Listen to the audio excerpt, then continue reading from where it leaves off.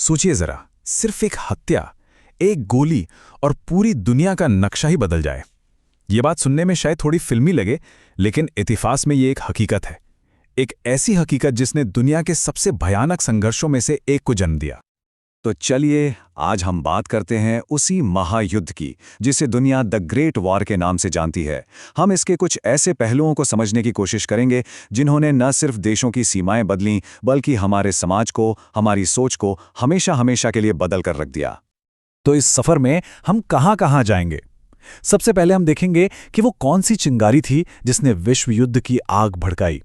फिर हम बात करेंगे कि कैसे नई नई टेक्नोलॉजी ने लड़ाई का पूरा तरीका ही बदल दिया। उसके बाद हम समझेंगे कि युद्ध का असर सिर्फ मैदान तक नहीं बल्कि समाज पर कितना गहरा पड़ा। और आखिर में हम जानेंगे इसकी उस विरासत के बारे में जो आज भी हमारे साथ है।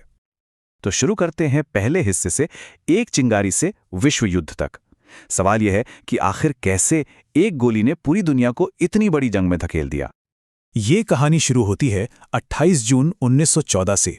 इसी दिन ऑस्ट्रिया हंगरी साम्राज्य के वारिस आर्कड्यूक फ्रांस फर्डिनेंड की हत्या कर दी गई। ये थी वो चिंगारी। और ठीक एक महीने बाद 28 जुलाई को ये चिंगारी भड़ककर एक भयानक आग बन गई जब ऑस्ट्रिया हंगरी ने सर्बिया के खिलाफ जंग का ऐलान कर दिया। लेकिन ये लड़ाई सिर्फ दो देशों के बीच नहीं रही।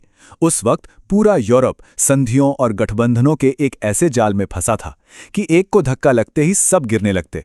और हुआ भी बिल्कुल यही। देखते ही देखते ये एक वर्ल्ड वॉर बन गया जिसमें 30 से ज्यादा देश एक दूसरे के खिलाफ खड़े हो गए। और ये जंग कितनी ग्लोबल थी, इसका अंदाजा आप इसी बात से लगा सकते हैं कि इसमें भारत की भूमिका कितनी बड़ी थी। उस समय भारत पर ब्रिटिश हुकूमत थी और करीब करीब 13 लाख भारतीय सैनिकों को लड़ने के लिए भेजा गया था। 13 लाख! ये आंकड़ा बताता है कि इस जंग की आग दुनिया के हर कोने तक पहुंच रही थी। चलिए अब आगे बढ़ते हैं अपने दूसरे सेक्शन पर, युद्ध का नया चेहरा। ये वो दौर था जब जंग सिर्फ हिम्मत और ताकत से नहीं बल्कि मशीनों और टेक्नोलॉजी से लड़ी जा रही थी, और इसने युद्ध भूमि को हमेशा के लिए बदल दिया। ये पहली ऐसी जंग थी जहां फैक्ट्रियों में बने हथियार तय कर रहे थे कि कौन जीतेगा। जमीन पर पहली बार टैंक गरजे, मशीन गनों ने मिनटों में हजारों जानें ले लीं, और फिर आई जहरीली गैस, एक ऐसा खौफ जिससे बचना नामुमकिन था। ऊपर आसमान में फाइटर प्लेन्स लड़ रहे थे तो नीचे समंदर में पनडुब्बियां घात लगाए बैठी थीं। लड़ाई का सदियों पुराना तरीका अब इतिहास बन चुका था। लेकिन देखिए, जंग सिर्फ सरहदों पर नहीं लड़ी जाती, उसका असर हर घर, हर इंसान पर पड़ता है। तो अब चलते हैं तीसरे हिस्से में और देखते हैं कि इस महायुद्ध ने समाज पर क्या असर डाला। जब देश के लाखों मर्द लड़ने चले गए तो पीछे क्या हुआ? घर और देश की जिम्मेदारी उठाई महिलाओं ने। वो फैक्ट्रियों में काम करने लगीं, खेतों को संभाला, मतलब समाज को चलाने की हर जिम्मेदारी उन्होंने अपने कंधों पर ले ली। ये एक तरह की सामाजिक क्रांति थी जिसकी किसी ने कल्पना भी नहीं की थी। इसने महिलाओं की भूमिका को हमेशा के लिए बदल दिया। जंग के जख्म सिर्फ जिस्म पर नहीं होते, मन पर भी बहुत गहरे होते हैं। सोचिए, दिन रात बमों की आवाज, हर पल मौत का डर, इसका दिमाग पर क्या असर पड़ता होगा। सैनिकों के इसी मनोवैज्ञानिक आघात को उस वक्त शेल शॉक नाम दिया गया। आज हम इसे पोस्ट ट्रॉमेटिक स्ट्रेस डिसऑर्डर यानी PTSD के नाम से जानते हैं, और इसकी समझ की शुरुआत इसी महायुद्ध से हुई थी। तो चलिए अब हम अपने आखिरी हिस्से पर आते हैं।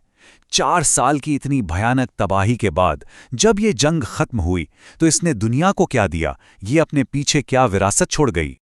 4 साल लंबी जंग, लाखों जानें, बेहिसाब तबाही, और फिर आखिरकार वो पल आया जिसका इंतजार पूरी दुनिया कर रही थी। तारीख थी 11 नवंबर 1918, 11वें महीने का 11वां दिन, और वक्त था सुबह के ठीक 11 बजे।